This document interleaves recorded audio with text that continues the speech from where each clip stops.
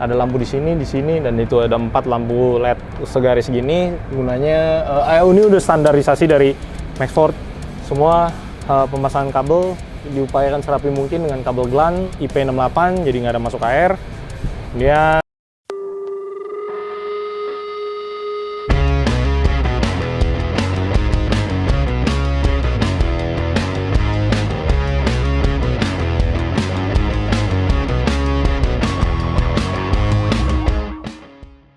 Oke, Maxford kita udah pasangin Red Vision di belakang. Nah, si Red Vision itu kita bisa program. Nah, programnya itu kita bisa pakai App Store. Jadi kita bisa nyari ini di App Store ya. Kita lihat radar ke Red Vision. Radar. Nah, ini kan keluar tuh. Jadi dia ada 2 nih. Ya, ini yang displaynya.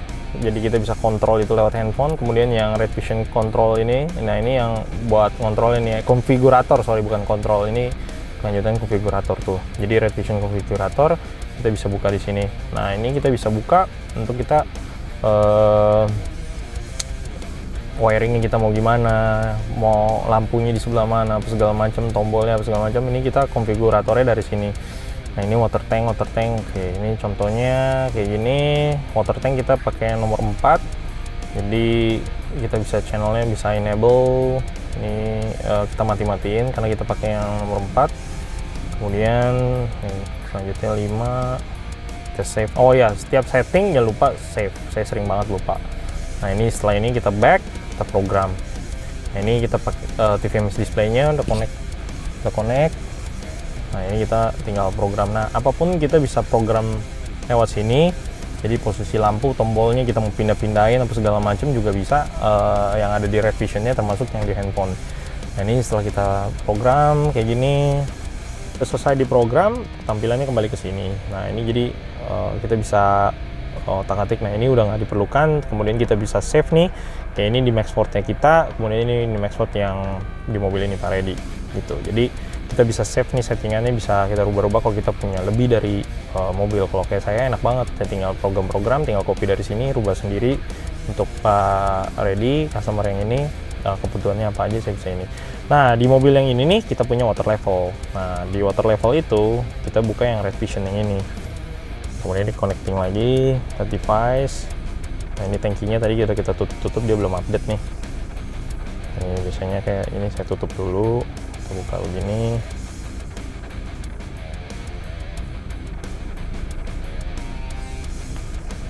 Oke, nanti tampilan yang kayak gini dia biasanya akan ngerubah sendiri ketika kita pencet-pencet. Nah ini dia udah mulai berubah tuh, jadi dia udah berubah tadi. Jadi tangkinya cuma 1 dari 6. Nah ini levelnya airnya ada, jadi dia pakai persen, jadi dia bisa tahu tinggal 20%, 40%, 60%, 80% gitu. Dia bisa full 100%, tapi dia bisa tahu sendiri ketika levelnya ada di berapa persen. Dia genap-genap, jadi kalau mentok ya mentok, dan dia baru bisa digunakan ketika kita fullin airnya. Jadi dia estimasi aja, nggak bisa akurat berapa liternya, hanya di levelnya aja gitu. Nah ini kayak kita nih lagi panas banget nih di depan, lagi ngejemur nih. Nah ini kita bisa lihat suhunya di luar, suhu di luar 34 derajat, terik banget. Nah dia akan mengharvest nih matahari sekitar 18, sekian volt, naik turun. Kemudian ampere yang masuk ke dalam itu dia 33 sekian. Nah dia akan utamakan dari matahari dulu nih. Nah canggihnya ini alat nih, akhirnya saya bisa kurang lebih ceritain, ada displaynya. Nah ini mataharinya dapat nih 17. Si mobil akan top up 12, jadi dia nggak akan full 30 sendiri, 30 ampere sendiri dimakan oleh si mobil gitu. Jadi dia akan utamain si matahari dulu nih, paling terik berapa sih, habis itu gue sisanya. Jadi fungsinya untuk ramah lingkungan sama menghemat solar.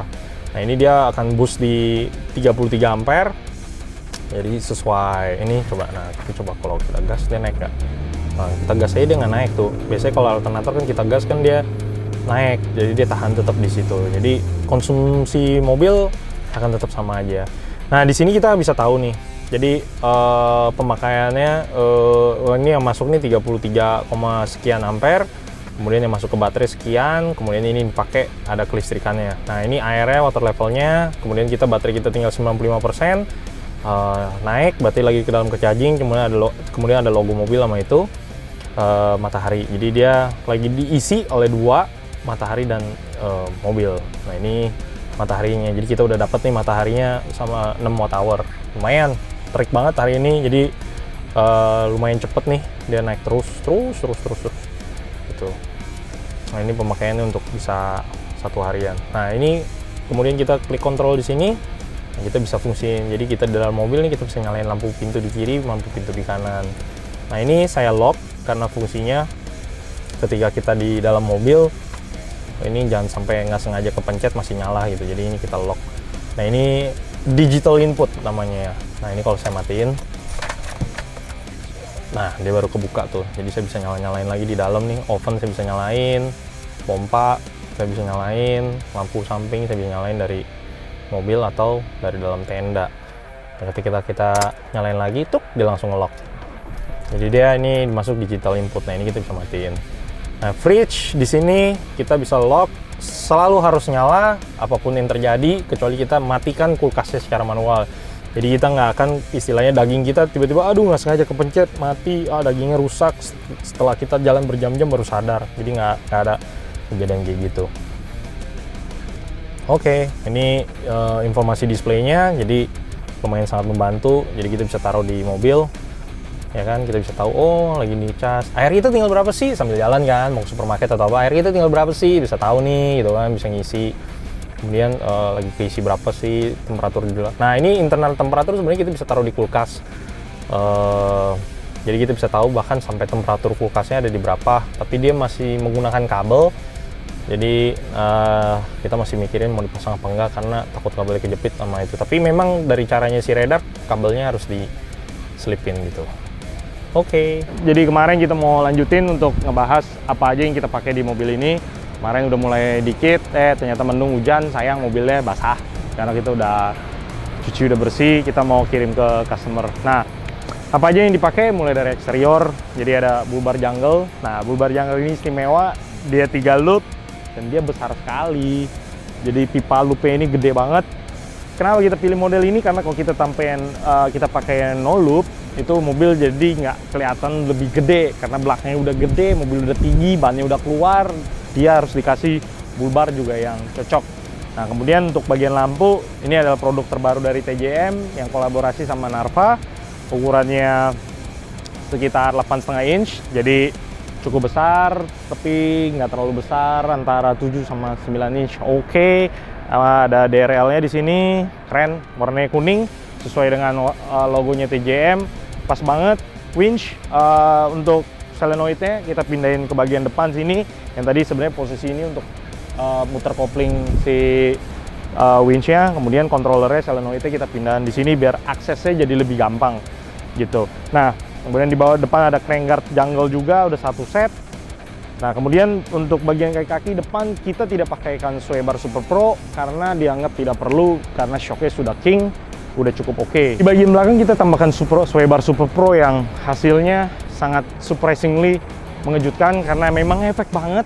Nah kalian kalau punya Hilux yang bawanya berat-berat, memang harus ditambah deh sway bar Super Pro belakang supaya bawa mobilnya lebih enak.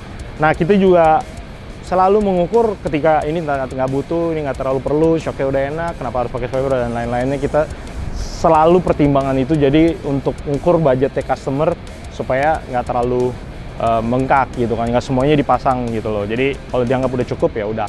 Nah ya walaupun customernya udah pasang aja ya, nggak, ya tapi terserah customernya pada intinya. Tapi kita lebih memilih apa yang lu pakai itu yang berfungsi. Kalau nggak terlalu berfungsi dan sudah digantikan dengan yang lain, kayaknya nggak perlu, ya nggak perlu gitu. Oke, lanjut bagian eksterior kita pasang TJM AirTag, jadi snorkel yang model pipa stainless. Ini yang paling barunya juga. Kemudian ada footstep dari jungle supaya matching sama bumper depannya.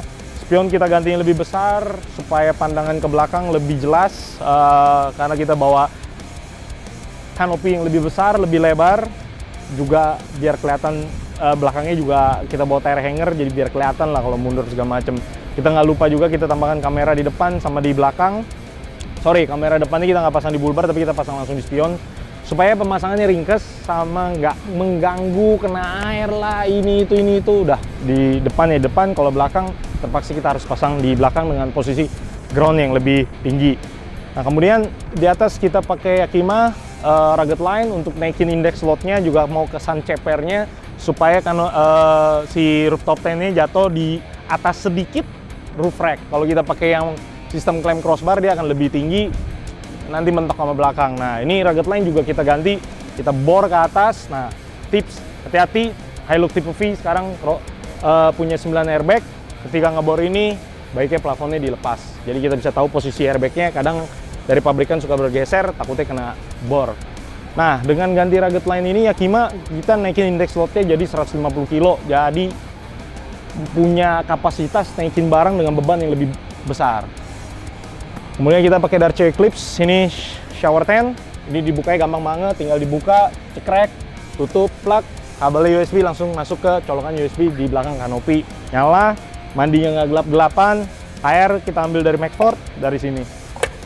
Oke, kemudian di bagian belakang kita tambahkan towing tag HD yang heavy duty, kapasitas 3,5 ton. Jadi towing ini dari Australia dengan posisi towing yang memang untuk kanopi seperti ini dan sistem tray seperti ini. Jadi dia agak lebih tinggi dibanding tipe-tipe towing yang lain yang kelihatan lebih rendah. Nah, ini karena ground clearance belakangnya udah lebih tinggi, kita pakai towing yang lebih tight ke atas.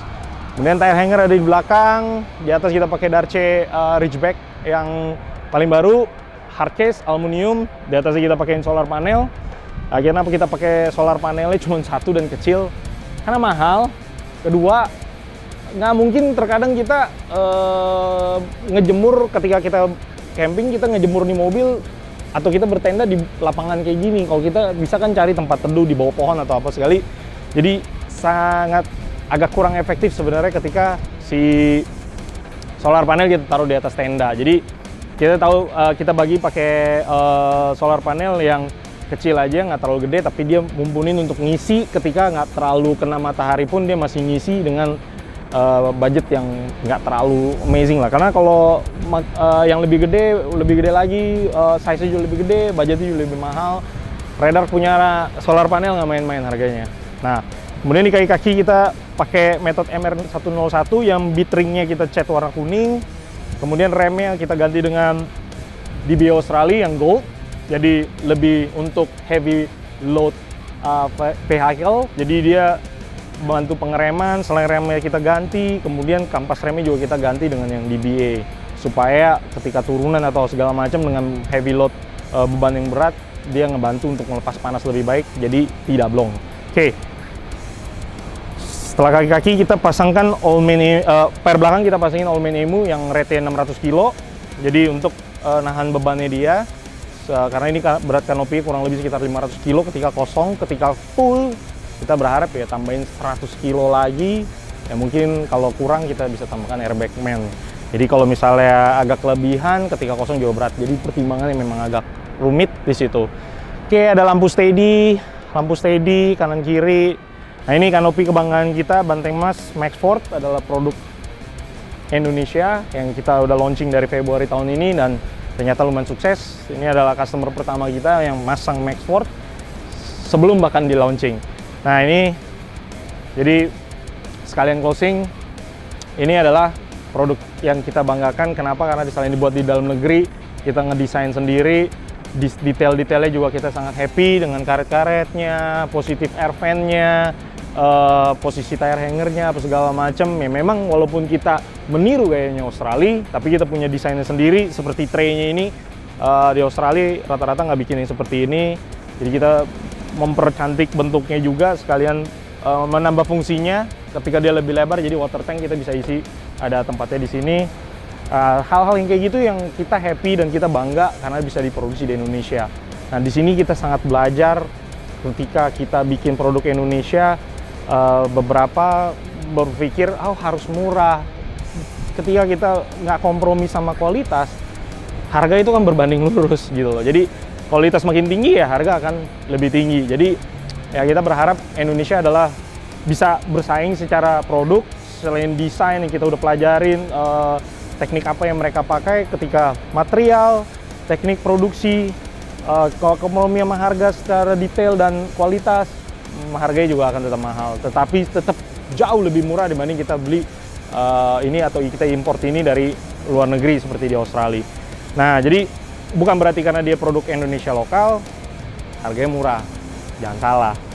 Karena kita tidak kompromi dengan kualitas, harganya akan berbanding lurus sama kualitas. Semoga masuk akal. Thank you buat hari ini. Ini adalah Hilux. Terima kasih Pak Reddy, customer kita juga. Terima kasih atas kepercayaan yang diberikan.